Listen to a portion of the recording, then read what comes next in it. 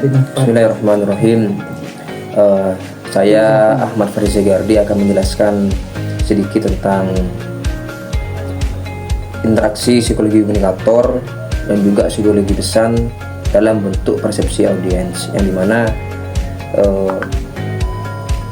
pendahuluan dari tema kali ini atau pembahasan kali ini, psikologi komunikator dan juga psikologi pesan itu akan membentuk persepsi audiens tergantung bagaimana seorang itu mempunyai kredibilitas, dan juga pesan-pesan yang disampaikan itu pesan-pesan yang persuasif. Maka dari itu audiens terhadap hal-hal yang sudah disampaikan ketika sudah mempersuasifkan terhadap dirinya, maka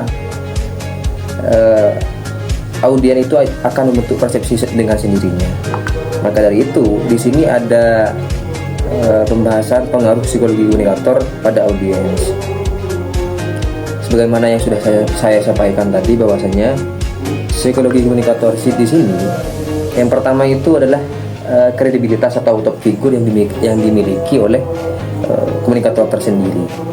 Maka dari itu psikologi komunikator ini bisa kita lihat di sekitar kita sendiri, yaitu di desa ada seorang tokoh seperti kiai ataupun guru ataupun polisi, dan itu juga bisa dikatakan komunikator. Maka psikologi komunikatornya yaitu ketika orang-orang tersebut sudah menyampaikan pesan, itu kan anggaplah seorang komunikator. Ketika sudah menyampaikan pesan kepada audiens, itu akan sangat mudah untuk membentuk persepsi audiens ataupun masyarakat. Nah, maka dari itu kredibilitas yang dipunyai oleh komunikator ini sangatlah berpengaruh terhadap membentuk persepsi. Akan mudah percaya terhadap pesan-pesan yang disampaikan. Maka dari itu akan nyambung nanti ketika sudah pembahasan psikologi pesan yang akan disampaikan oleh Mbak Andis. Nah, di sini juga ketika sudah komunikator ini menyampaikan pesan, mempunyai nama di desa, maka dari itu akan sangatlah akan sangat percaya nanti ketika masyarakat sudah menerima pesan itu. Juga banyak sebenarnya contoh-contoh yang terjadi dalam membentuk persepsi audiens terhadap psikologi komunikator ini.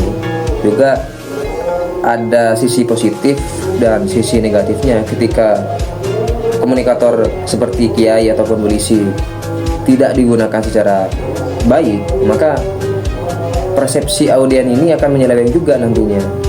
Salah satunya ketika menyampaikan pesan dakwah, kiai sebagai komunikator menyampaikan pesan dakwah, jika sudah salah maka si audiens ini persepsinya akan beda juga, nanti akan mengikuti komunikator, yang dimana komunikator ini sudah sangat jelas mempunyai kredibilitas yang sudah tinggi seperti itu. Mungkin akan dilanjutkan oleh pemateri selanjutnya ya.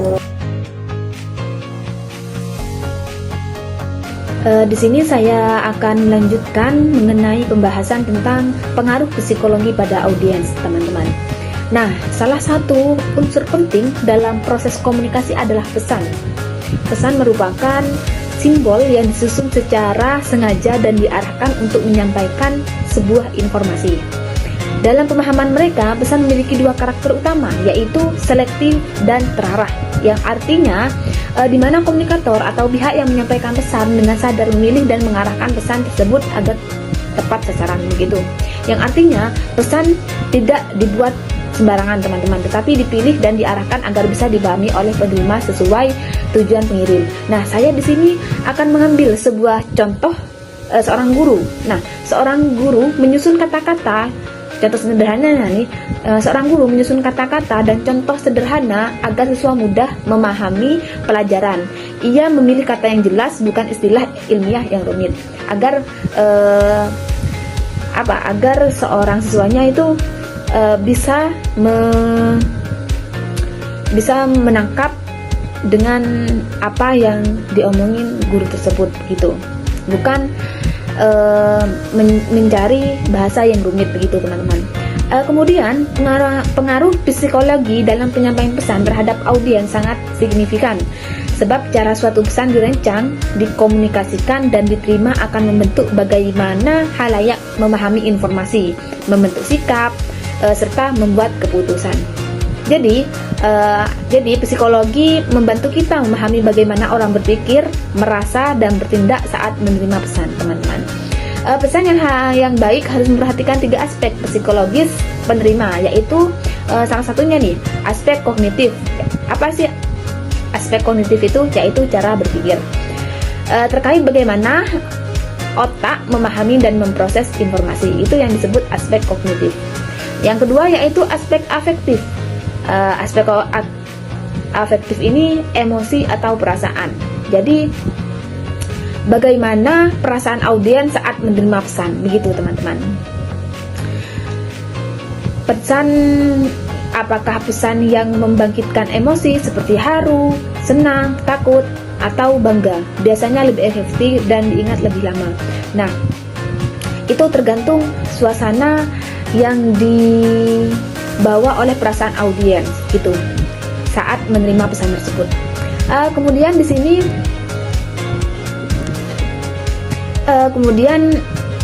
yakni terakhir aspek konatif, yaitu perilaku atau tindakan. Aspek konatif yaitu perilaku atau tindakan. Terkait dengan tindakan yang diharapkan setelah menerima pesan yang baik mendorong audiens melakukan sesuatu, misalnya nih, membeli, mendukung, atau mengubah kebiasaan. Contohnya, buang sampah pada tempatnya. Saya tiba-tiba memikirkan contoh tersebut ya, kayaknya lebih menarik. Misal, buang sampah pada tempatnya dengan gambaran lingkungan bersih dan tulisan positif seperti apa ya, seperti lingkungan bersih hati senang, kan biasanya ada itu kan, tulisan-tulisan yang ada di rumah sakit atau dimanapun itu, di lingkungan manapun itu. Nah, itu pesan itu tidak hanya menyentuh emosi, tetapi juga mendorong tindakan untuk kita. Mungkin itu saja dari saya, terima kasih. Dilanjutkan oleh teman saya.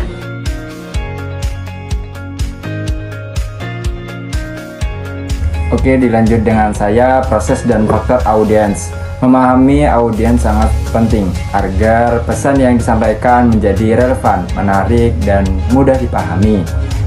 Dan juga dengan mengetahui kebutuhan, minat, dan latar belakang audiens, komunikator dapat memilih bahasa, gaya, dan cara penyampaian yang tepat. Hal ini sesuai dengan konsep Antos Aristoteles, yaitu membangun kedekatan emosional agar pesan lebih meyakinkan. Pemahaman audiens juga mencegah kesalahpahaman, terutama dalam komunikasi lintas budaya. Dalam kehidupan sehari-hari, pesan yang jelas dan penyampaian yang meyakinkan membuat audiens lebih mudah menerima informasi di desa.